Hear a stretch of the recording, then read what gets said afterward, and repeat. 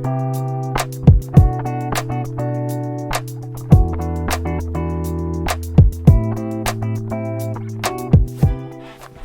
everyone, hope you're doing okay today. Today we are in Joshua chapter 14, and we're going to be going into the next part of this chapter. And it connects with, well, not next part of this chapter, but next part of the story. It connects with yesterday. Yesterday I talked about Joshua being obedient and following God and doing what the Word says and praying and being close to God. Today I want to talk a little bit about someone else. And so let's jump into Joshua chapter 14, and this is what it says. The remaining tribes of Israel received land in Canaan as allotted by Eleazar the priest, Joshua son of Nun, and the tribal leaders. These 9.5 tribes received their grants of land by means of sacred lots in accordance with the Lord's command through Moses. Moses has already given a grant of land to the 2.5 tribes on the east side of the Jordan River, but he had given the Levites no such allotment. The descendants of Joseph had become 2 separate tribes, Manasseh and Ephraim, and the Levites were given no land at all, only towns to live in with surrounding pasture lands for their livestock and all their possessions. So the land was distributed in the strict accordance with the Lord's command to Moses. A delegation from the tribe of Judah, led by Caleb son of Jephunneh, the Kenizzite, came to Joshua at Gilgal. Caleb said to Joshua, "Remember what the Lord said to Moses, the man of God, about you and me when we were at Kadesh Barnea. I was 40 years old when Moses, the servant of the Lord, sent me from Kadesh Barnea to explore the land of Canaan. I returned and gave an honest report, but my brothers who went with me frightened the people from entering the promised land. For my part, I wholeheartedly followed the Lord my God.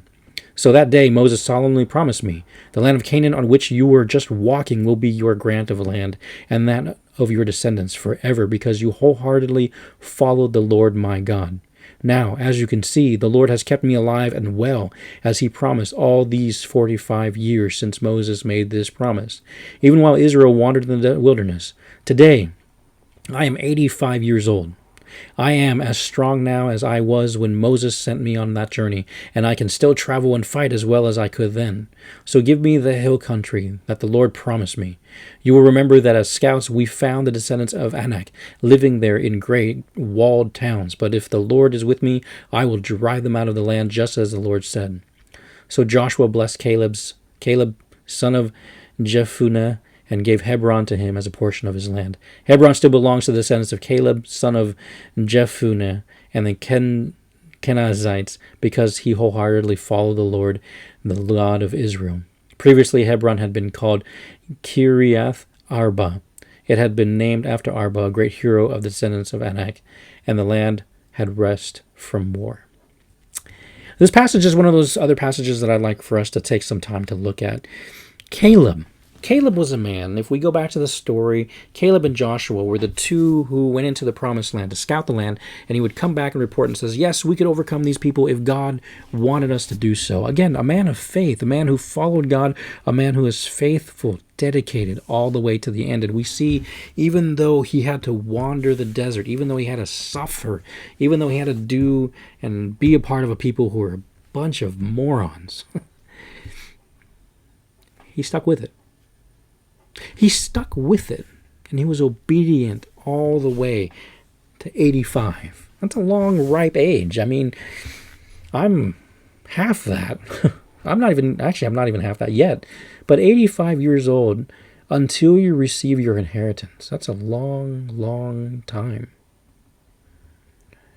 And living in a world right now where we want everything so fast and so instant, my question for us is whether or not we can be faithful to God all the way to the very end, knowing that he fulfills his promise, but can we stick to it that long?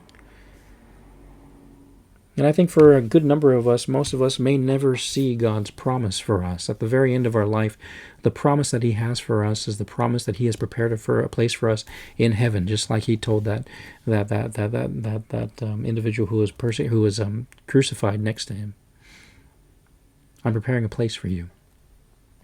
And for us living on this earth, it's hard for us to commit to God because there's so many things that have distracted us and has pulled us away, or has discouraged us and pushed us away, whatever it may be, that sometimes following God in our lives is simply just, following. Following in the sense of I'm following them on Facebook or Instagram or whatever it is, where we just know what's going on and kind of stay connected, but not really following in the footsteps, but just following in the news of what's going on, following and living vicariously through other people. And maybe we've served God in the past at one time or another, we stopped serving, and we just, critique. Critics are everywhere. It doesn't take a lot of time and effort and energy to be a critic, but what does take time and take a lot of effort is for someone to work consistently in a direction, despite challenges, despite setbacks, despite people to pull you down, despite, those challenges, and still move forward. Or even not move forward, but still be faithful. And so Caleb said, hey, you know what?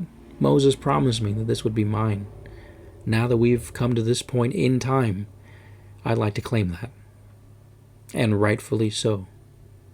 See, for all of us who are here now listening to this video or watching this video, what can we have claim to in the future?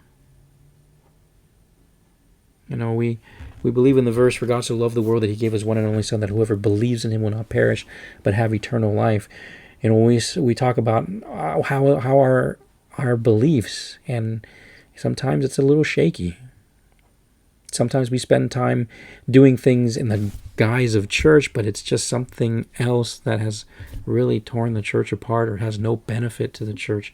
When we look at our long-term goals, what is it? The mission and vision of our church, the mission and vision of the Vietnamese Community District of the CMA, it's very clear. We are the Christian and Missionary Alliance.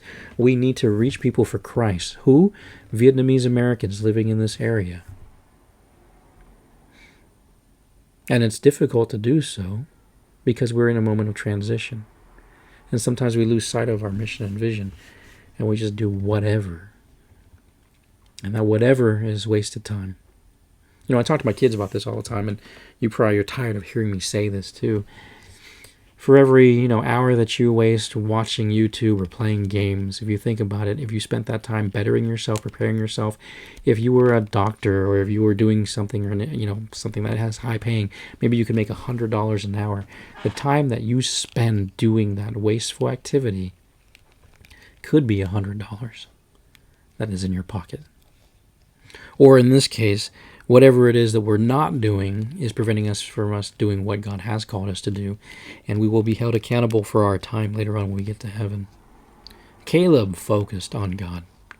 Caleb stuck with it. Even though he could waste his time and go back and wallow and wander and complain like the rest of the people, he was faithful. He was faithful to the point where he could say, hey, this is what is owed to me. This was what was promised to me. Let's have at it.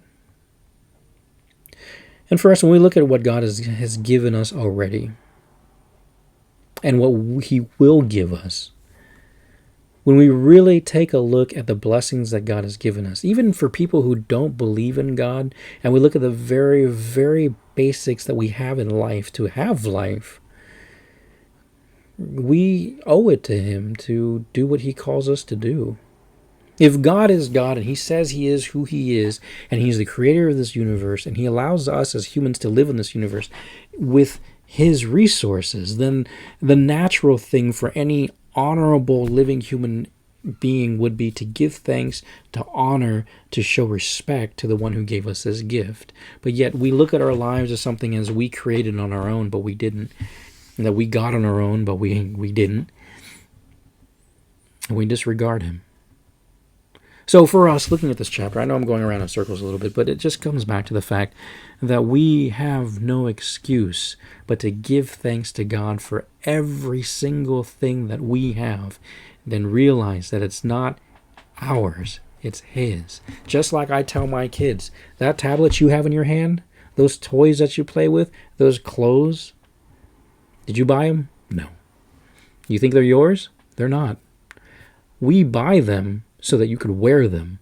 But at the very end of the day, it belongs to me. It belongs to Mom. So we have the ability to do or say what we want to say because these belong to us. The toys that you have, if you never were born in the first place, how did you get them? I know if you're a kid right now, you're probably thinking, Pastor Peter, I hate what you're saying because I don't like that. But that's the thing about getting older. You change your perspective a little bit. I used to think the same way too. It's my right. It's my life. I should be able to do whatever I want to do. Fine. Then go do it on your own and see how far you get. And I think when we look at God and how much He's blessed us with, there's so many people around us who are so ungrateful, but people like Caleb who stuck with it, knowing what the future holds, knowing that his existence should yield a respect and a duty to serve God, is what we need to have as well. To be faithful all the way to the very end, even if it takes us to get to our 80s before we receive our inheritance. So be it. But then we did what was right. Caleb did what was right. And see, here's the thing too. I always question the fact, why was Caleb not chosen? Why was Joshua chosen to take over and lead? And even through that, Caleb still was faithful to God and continued to serve under Joshua, even though he is, between the two, he could have been just as qualified. That's faithfulness. That's faithfulness. Even if someone else surpasses you, you still trust in God. That's faithfulness. Even if you don't think you got what you deserve or you deserve more, it doesn't matter because you just want to serve God and do what He's called you to do. That's faithfulness. We need to take a look at our lives. What are we pursuing? Why are we pursuing what we're pursuing? And what is it that we want from what we're pursuing? And is it what God wants for us? So, my friends, be faithful for the long haul and look towards the end. Be like Caleb, be like Joshua.